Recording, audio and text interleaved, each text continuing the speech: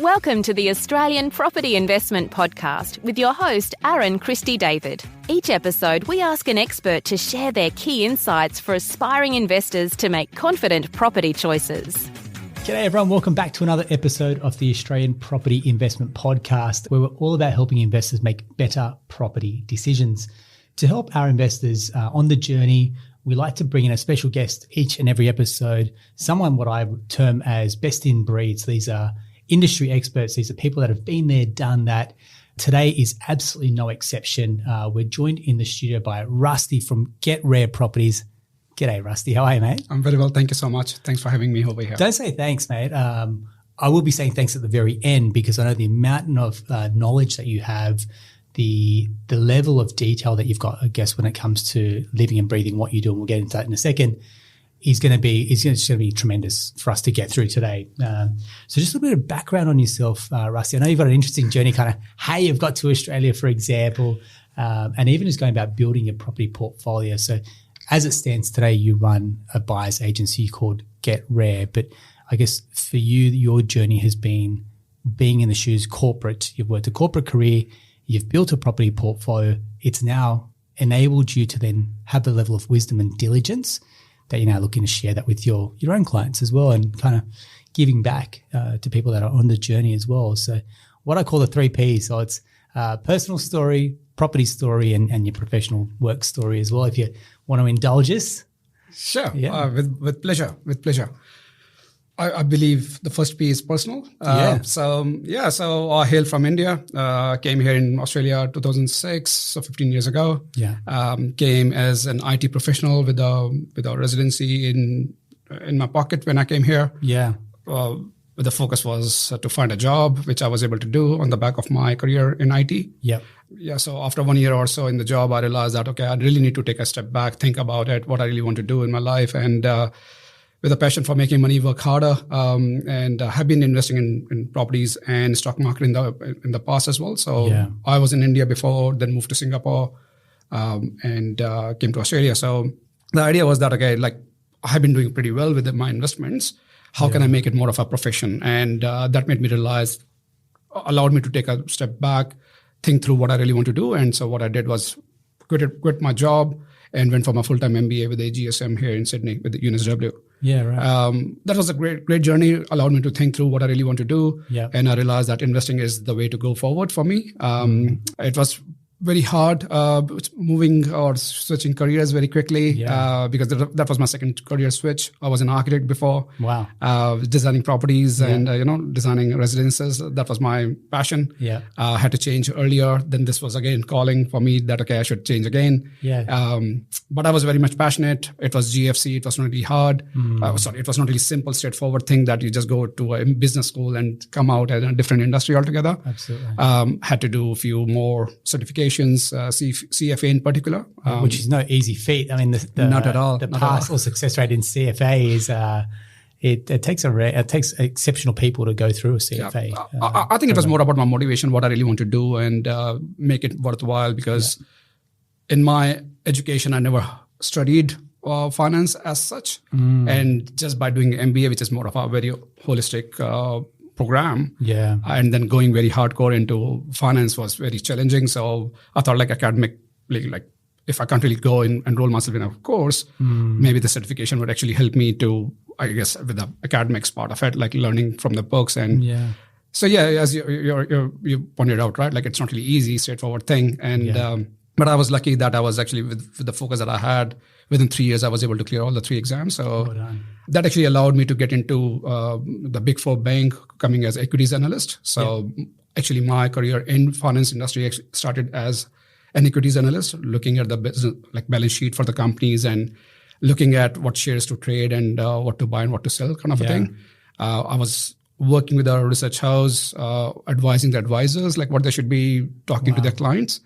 And meanwhile, with my focus in properties and my passion in the design part of it, I was investing in properties on the sidelines. And again, that's interesting because you're working daily in shares, but you're investing in property personally. Yes. I mean, that's not that it's I mean, obviously it's a great decision. It's paid off, but How did you kind of balance the two? Did you have a share portfolio, or were you all in on property? Like, how did that work for yourself personally? No, that's a great question. Great question. So I was actually investing in both. The good thing about share market is like you don't really need to have a big pool of money to invest into something. Yeah.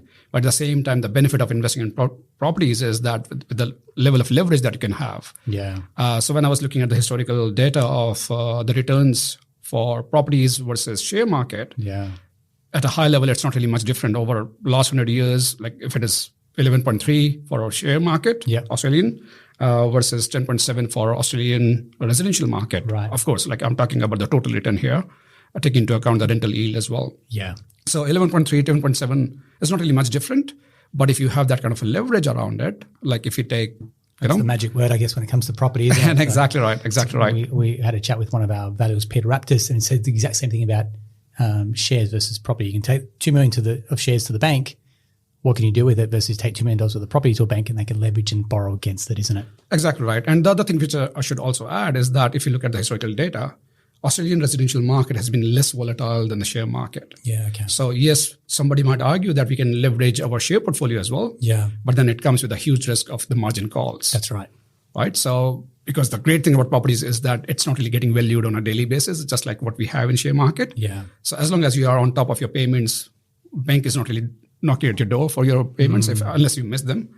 So there's no margin. I mean, there's still a scope of getting a margin call, but if you are within your means of managing your cash flow, it's a rarity as compared to what we see in the share market margin calls.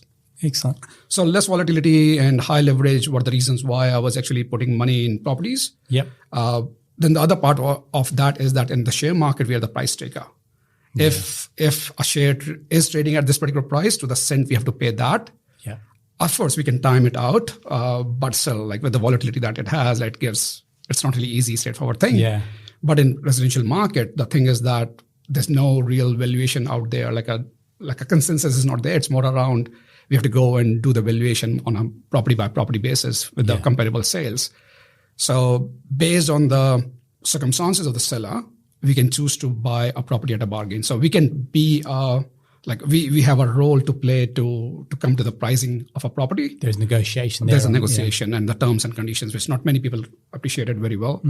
So that was the other reason that I actually liked property. So coming back to your question, it was more of a diversified portfolio that I had. I was able to play with the liquidity of the share market based on the valuations moving up and down. Was able to take a benefit of the short-term trades out there. Of course, I was a long-term investor in the share market as well, but the leverage and the negotiation, the property market got me very excited in the property market side of things. Okay, nice. So that was good. The reason of me getting into that kind of a finance role that I was in was to basically help moms and dads and people who were not really well off with the knowledge of investing, to bring that kind of a level of research to them and advise them what they should be doing. Right. So that was pretty well. I was enjoying it thoroughly. I moved up the ladder as a corporate ladder very quickly as well, from an analyst to a portfolio manager. At one stage, I was actually managing $2 billion for my clients. Incredible. So that was my dream come true. I was enjoying thoroughly the career switches that I had. I was like, okay, this is it. This is what I really want to do. And I got it. Until I had a calling that, I had my property portfolio built up on the sidelines. I was still very much focused on those personal finance for myself and my family. Then it was a calling that, okay, hold on, if I have done it so successfully, I should be able to use this knowledge and pass it on to other moms and dads and friends. And in a more professional way, that how they can use those benefits that we just talked about for them as well. And that's how we got into this business of property investing. Did having children did that change your outlook on property investing? Did that kind of put a bit of a rocket underneath you to go, hey, look, I need to do something for my family perhaps as well? That is certainly the case on the basis that being a first generation immigrant, it was more around that, okay, I need to do something more. Because we are leaving such a, we are leaving so big as a responsibility back home, as in, I'm from India, and typically, we have to take care of parents, and we would love to take care of parents, but being away from them was a challenge. So it was okay, we are giving so much on one, above generation, we have to make it up for the next generation that we are bringing up. So we have to really make sure. But more important than that was the essence that we really need to spend time now when the kids are building up their psychology, like they're building as a personalities, that we as parents really need to spend more time with them. Nice. And the essence of that, like we really don't need money at the later stage of the life or the big home or the lifestyle. We really need it when kids would love to enjoy with us together right now. Well said. When we have time, energy, and money together. So that got me going that, okay, what can I do today that I have that capacity to enjoy life with them, travel around. So me and my wife, we are very much passionate about traveling, meeting people. But with a 9-to-5 job, especially when it's not really 9 to 5, really, it's a longer hours than that. And it was very hard to get time for the kids. And so that, and I guess the success of the properties that we had bought earlier allowed us to think that, okay, like if passively this investing is doing so much for us, of course, it takes a while with the compounding and, like it's a little bit, bit by bit that adds up, allowed us to think that, okay, this is probably, I'm getting more as a passive income other than the active income that I'm actually generating or working for on my regular 9-to-5 job. Got us thinking that, okay, what can I do today? Nice. You're what I'd call the new breed of buyer's agents, right? I mean, the buyer's agent proposition has been around for a little while, right? You got some people that are well established, for example, like Michael Yardney, and you got a new breed of buyer's agents like yourself that have gone, hang on, I've lived and breathed, I've built a portfolio, and now I've got some inside knowledge, and now I'm going to pass that on to the next generation of home buyers or investors, for example, as well. Which I think is incredible, like how because it comes from a place of love. Right, it's not about the money. You've probably made your money through property. Now this is a way to kind of give back and help people that have been stuck or been in your shoes beforehand. One of the big things for, I guess, first-time investors that come up is the fear, right? They get paralyzed by fear, which is, what happens if I buy a property and it goes down? What happens if the tenant damages my property? What happens if rates rise? What happens if something happens to our health? And so it gets stuck with all these what ifs, for example. As opposed to what if I buy this property and it increases in value? But that seems to be dwarfed by all these fears. So, I mean, for yourself being first generation, that is, again, I mean, your back's against the wall. You probably don't have a lot to, you're not as established as maybe people that have been here for maybe a couple of generations. So what were those fears that you probably had when you think back in your journey as an investor as well? Sure. Great question. I've always thought about the risk and returns goes hand in hand. We just can't really have an eye on the expected return that what a property investing can do for me without really thinking about the downsides or the what if scenarios.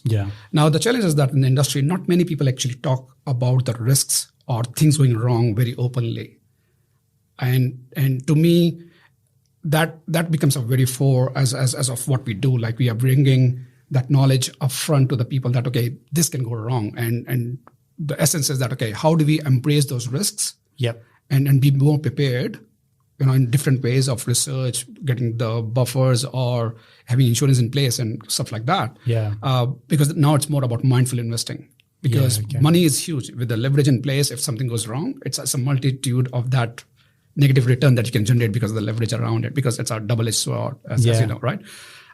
So what we have talked about is and this is my philosophy as well, because in IT industry, I was actually a project manager. And what we always have talked about is that what can go wrong and how can we prepare beforehand for that? And look, I was looking at that research and I couldn't really find much of an article or anything. So for that reason, we came up with an ebook on the risks in investing in properties. Lovely. Because the whole idea was that one should be much more informed. Now, lots of people talk about fear, coming back to the question, that either we can ignore them altogether and go blind, or we just get stuck with that, oh, these are so many risks, I can't really take it. Now, the question that I pose back to those handful of people who think about on those lines of fear or risk around it, because in my opinion, there's a far bigger risk of working all the way out to the age of 65 and not having enough money even at the age of 65 to retire. Well said. Right? Now, to me, that's a far bigger risk.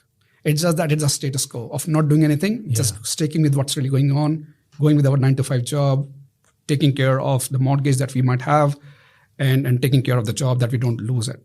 Right? Now, to me, that's a very stressful environment as well. Like, there's a mortgage. You can't really miss out on any of maybe chilling the status quo in the office, like it's the risk of losing a job altogether, compared to taking those risks, embracing the risk in investing, appreciating it, and not taking shortcuts as well. Because every risk in property investing, the way I look at it, can be embraced or mitigated or curtailed. Yeah.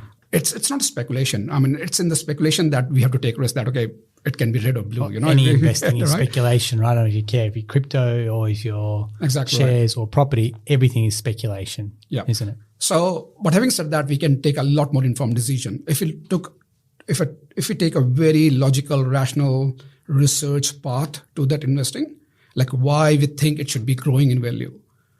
So there's a difference between speculating and investing. Speculating is like, okay, I just make an offer, or I just make a call, and time will tell, right?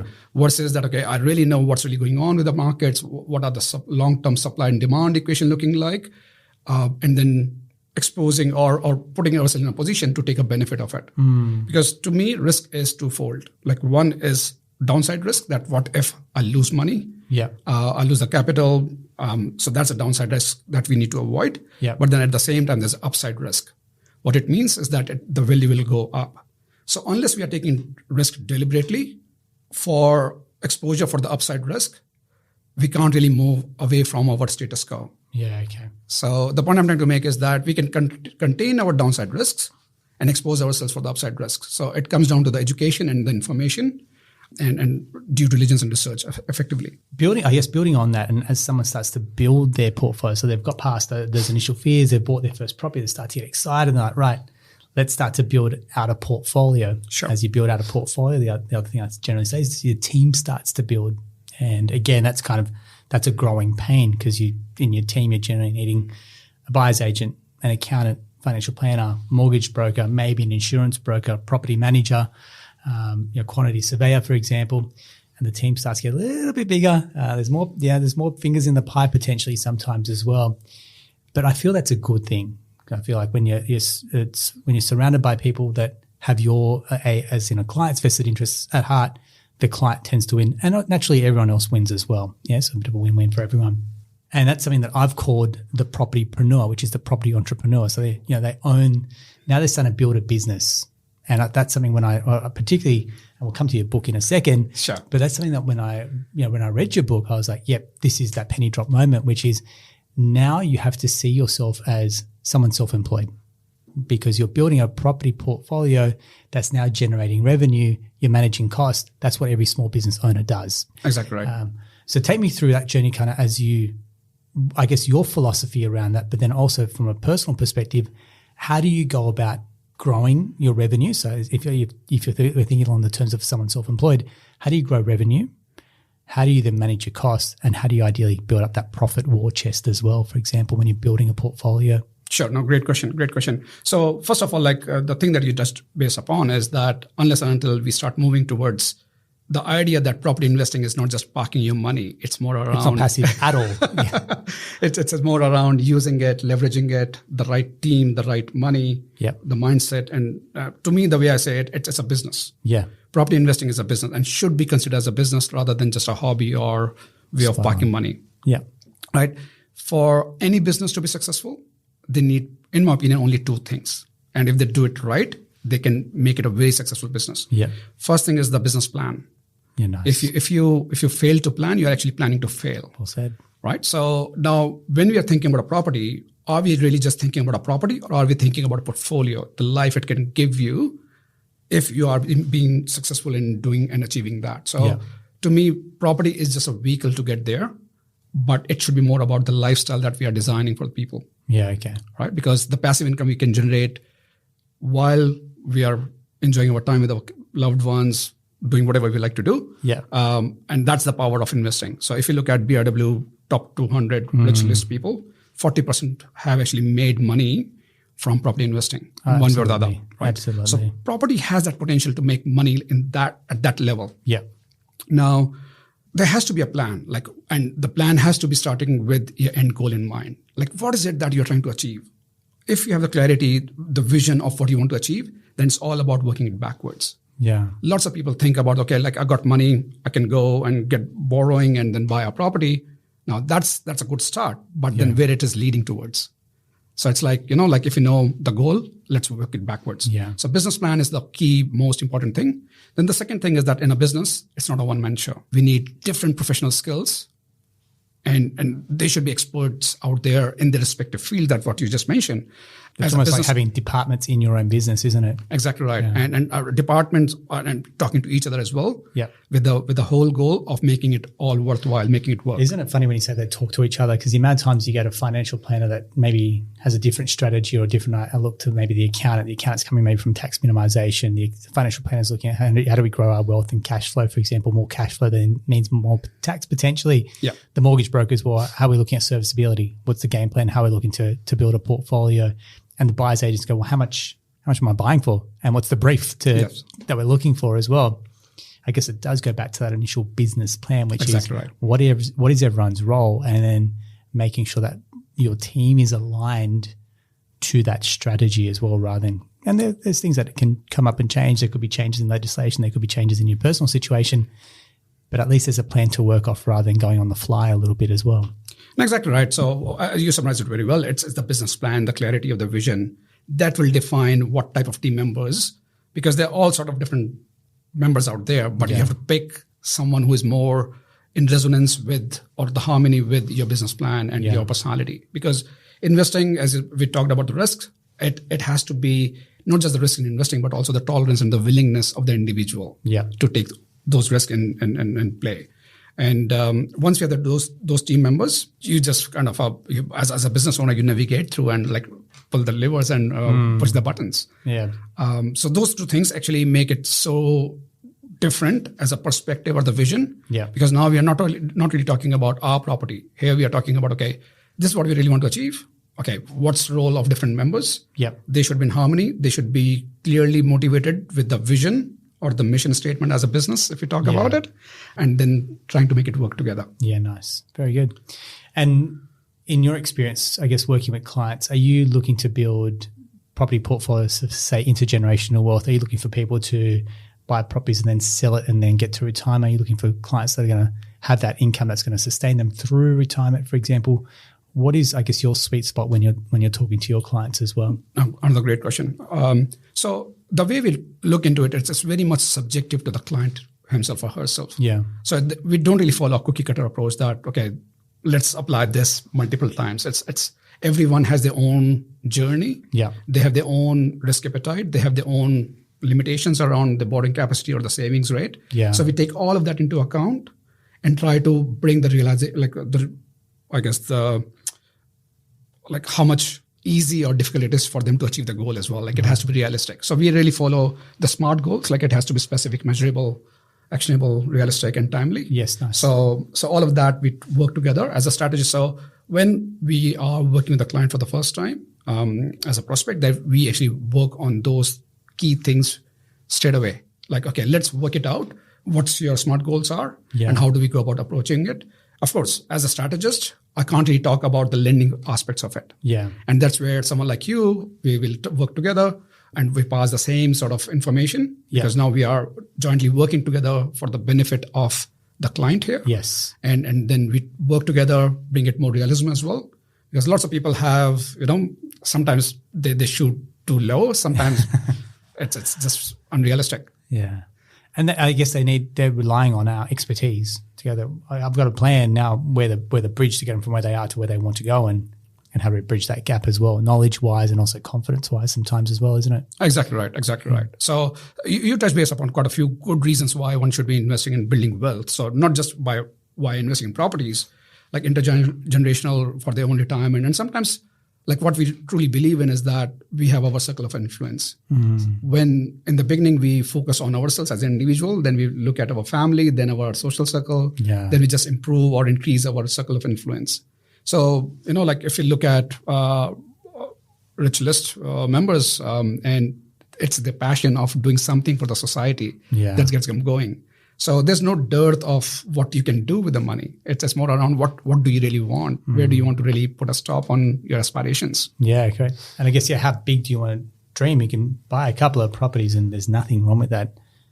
To build a portfolio, that becomes a game changer. And I often think it's so hard to buy property now back then in our parents' generation, it was hard. They thought it was hard to buy then as well. Our children are going to find it even harder to buy in this market in the future as well, isn't it? No, exactly right. Exactly right. Yeah. Mate, something that I'm really excited to go through is you put together your book, The Property Wealth Blueprint. Yeah. How to read through it. I mean, it's a great way to make property investing light, easy, and educational as well, which is kind of hard to maybe summarize in paper and words, right? But you've done a really good job. Just wanted to kind of touch on what inspired you first and foremost to put a book together, because it is a labor of love. But then also, I guess, for someone that's picking this up or someone that's interested as well, what would they ideally get out of the paper? First of all, thank you for the kind words. Like, it has been more of my learning throughout my investing. And the reason of me putting a book is pretty much the same reason why I actually started the business. Yeah. And it's more around helping people to strategize, understand their goals, and then trying to work it backwards. Because somehow the challenge of the industry is that everyone is focused on the transaction. Yeah. Like, okay, what we can do today and then see what happens next. Yeah. Kind of approach.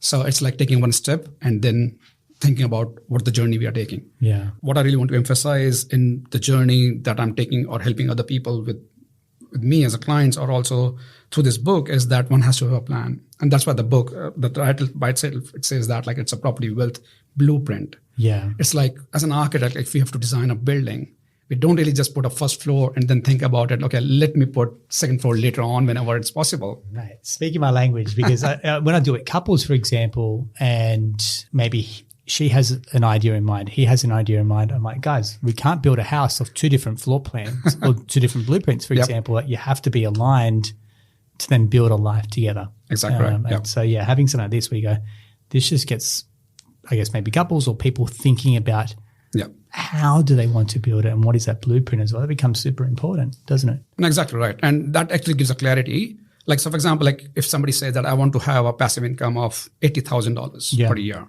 Now, that's a very specific number. Yeah. Of course, we have to take into account the inflation. By the time we reach that goal, it might not be 80,000 anymore. It might be a bit more because of the inflation. That's right. But at least it's a number that we can work with.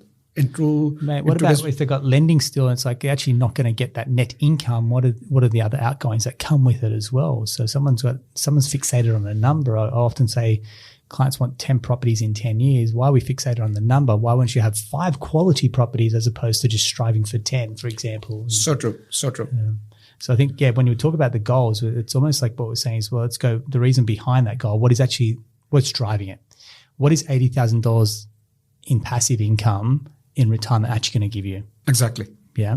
And to me, further building up on that point is that, okay, what that life means to you, right? What is your vision? And then can you really visualize it to get that inspiration behind to do what we are doing today? Because lots of people, like, we talk about the positive cash flow or the negative cash flow all the time. Yeah. Right. And we focus on like happy to let go capital growth for the sake of extra basis points for the cash flow.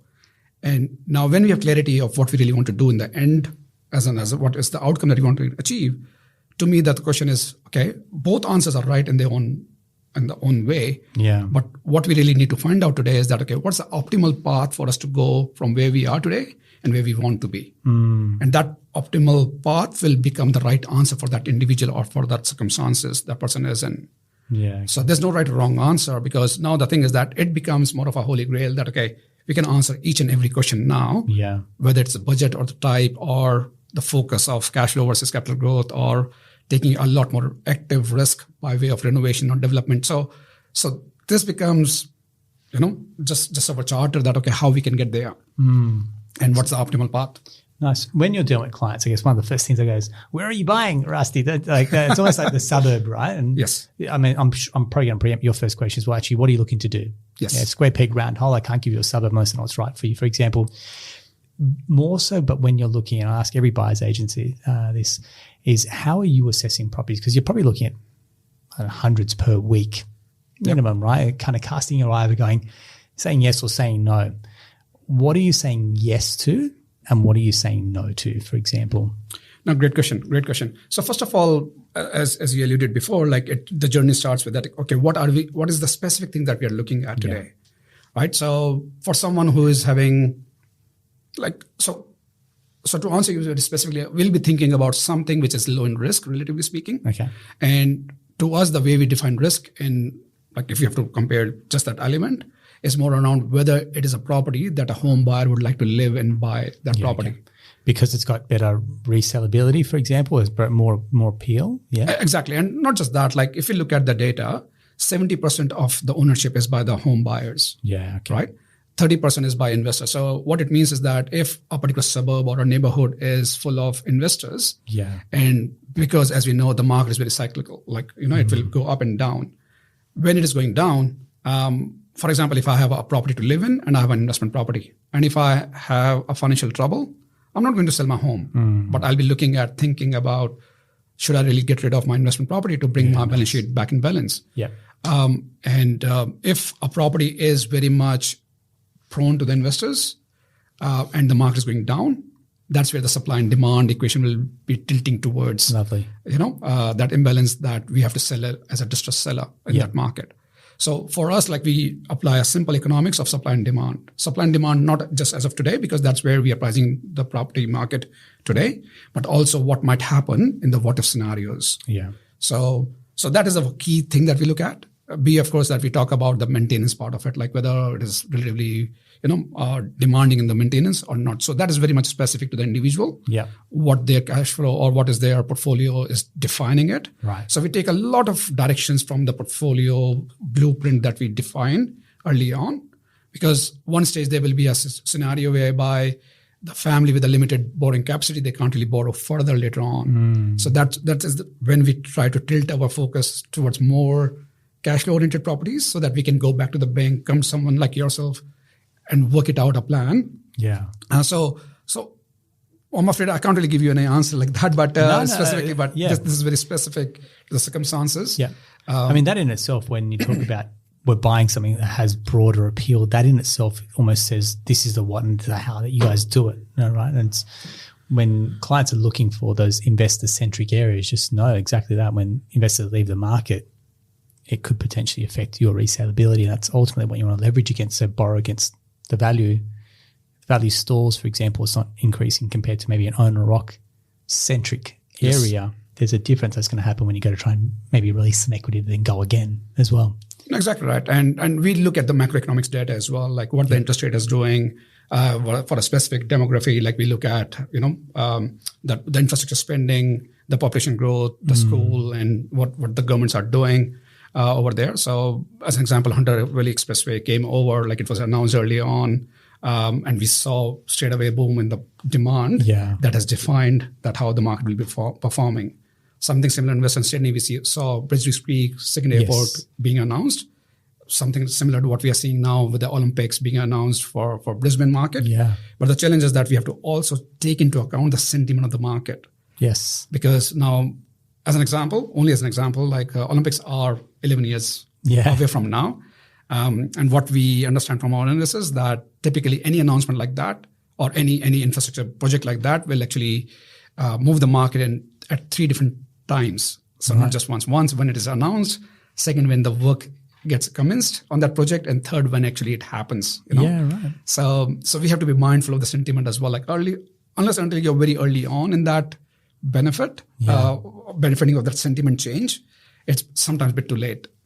Because something for like 11 years in advance, like it's already one cycle before that. So I would like to make money before somewhere else, as an example. So, there's obviously with infrastructure projects, it's planned, but nothing's really kind of solidified until maybe it's announced. So how do you then, again, it's part speculation, but how do you then know which projects maybe have a higher chance of being announced or approved, for example, as well, when you're looking at infrastructure projects? Great question. So, the great thing about investing in Australia is everything is almost black and white. Yeah, okay. All right. So jump into the different websites, different government projects that we have been announcing, as a government, the grants. So if you follow politics, it's much easier to work it out, like what's really going to happen. Yeah. But then we're a bit slow as well as a country. Right. Yes. If there's something like we're talking about fast trains between Sydney to Melbourne, for example. Yeah. Now this is a project in making for the last 25 years. I've been to that second airport since I was a tiny kid when we first moved to Australia, and only now it's happening, right? Exactly right. So these things take time. So the great thing about the whole planning and the thing is that it's all documented. Like even for the council meetings that we can actually go and look at the meeting notes. So to know what's really going on. So not just going by the someone's ever concerned about why would I use a buyer's agent? This is almost part of that philosophy then. And the advantage of using a buyer's agent is someone has their ear to the ground doing all that research that maybe you and I just, or if we were normal buyers, wouldn't have that time or wouldn't have the inkling to do. Sure. Look, I think there's more to it. Like, first of all, the playing field is not leveled. Absolutely. Because a buyer, when they go on their own, they are actually up against a professional selling agent who is best in the industry, best in that agency. You're locking horns against, right? And the selling agent, and due credit to him or her, because they are doing the right job by the seller. Because they are paid by the seller and they're representing the seller. That's and right. the job is not just to sell the property, but also to get the best price possible. Correct. On the other hand, buyers, what they do is like they take typically about 3 to 4 months when they travel on their own, miss out on the kids' soccer and netball and whatnot. Absolutely. And every Saturday. Saturday, right? And jumping from one appointment to other appointment, missing out what they saw on one property or the other. So 3-4 months is a big toll for the family, because weekdays they are spending time to search online what's going on. Saturday they're making inspections. 3-4 months it takes typically just to figure it out, what type of the property, what budget they should be looking at. But by the time they come across what they're looking for, they are like, okay, this is it. Like, I don't want to spend another 3-4 months again. So buying out of maybe frustration as opposed to, So that then I won't really call it frustration. It's more about the emotional journey that they have to go through, and frustration to an extent, for sure. But selling agents are pretty smart to see it, because the way, I mean, Australia is pretty, I guess, the odd one out as a developed country where the presence of buyer's agent is not that prominent compared to other countries. Yeah. And selling agents do the right job by the clients and try to figure out those emotionally charged up families whose pre-approval is about to expire, and they figured out what they want to do. So and the other aspect is that they're not really taking any professional help if they're going on their own. And they get ideas from the selling agents only. Yeah. Now, selling agent might be very friendly, but they have a job to do. Yes. So the playing field is not leveled. But as an example, if the buyer comes through us as a buyer's agent, now we have to be true to our words, what we are trying to do, first of all. And so there's no emotion whatsoever. Yeah. Because if we understand buyers' requirements, what they're looking at, whether it's for their home or to build their portfolio, so we have actually very clearly articulated goals that what we have to achieve for them. Yeah. And now for us, it becomes more of a pure numbers game. It's pure negotiation directly with the selling agent. And believe it or not, we have a lot more knowledge about the markets, because we are not really just looking at the local market. We can compare 3 different areas altogether in one go for the client. But selling agent can only talk about few properties in the couple of suburbs that they operate in. Yeah. So that advantage plus like the research, the negotiation, we actually do a favor of actually saving them money as well. So in this market, when market is going up almost by 1.5, 1.8% per month, if we can buy someone a property a month sooner, we have already justified our cost effectively. Yeah, great. So that's a huge value for someone. It's being in the market. That's what's doing a lot of people. It's you're sitting out of the market, but being in the market, not just buying for the sake of it, but buying something smart, buying something strategic to get into the market. You're best off being in the market and then letting it do its magic, whether it's compounding, whether it's cash flow, whatever you're doing. It's that's the power of being in the market. It just gives you those options as opposed to trying to get in and you keep missing out and keep missing out.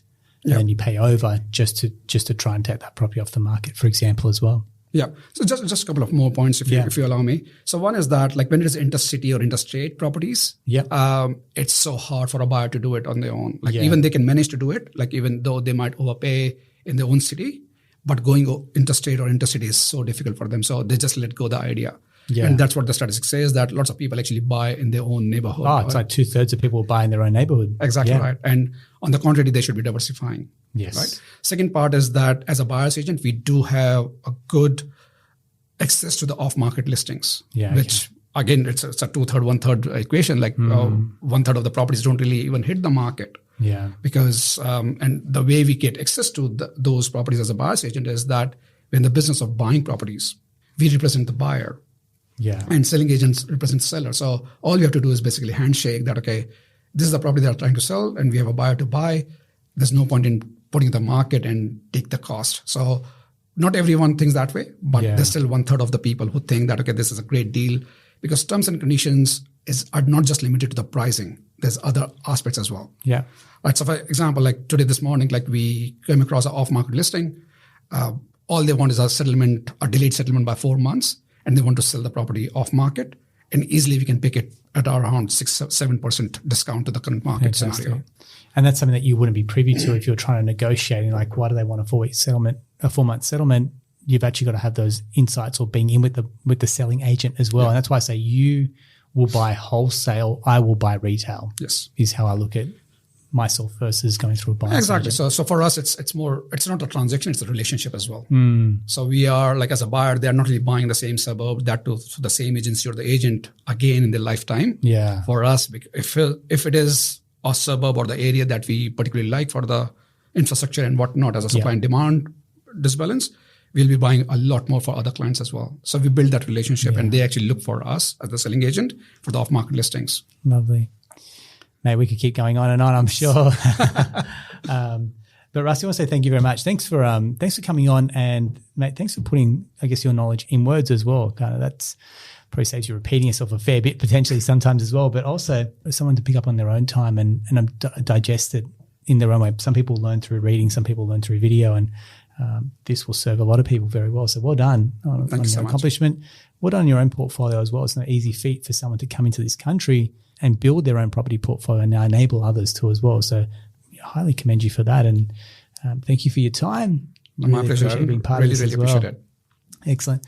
Rasti is from Get Rare Properties. We will share Rusti's details in the comments as well. I'm your host, Aaron Christie David. This is another episode of the Australian Property Investment Podcast. We're all about helping you make better property decisions. And if you found this episode helpful, leave us a comment, give us a review, and until next time, take care.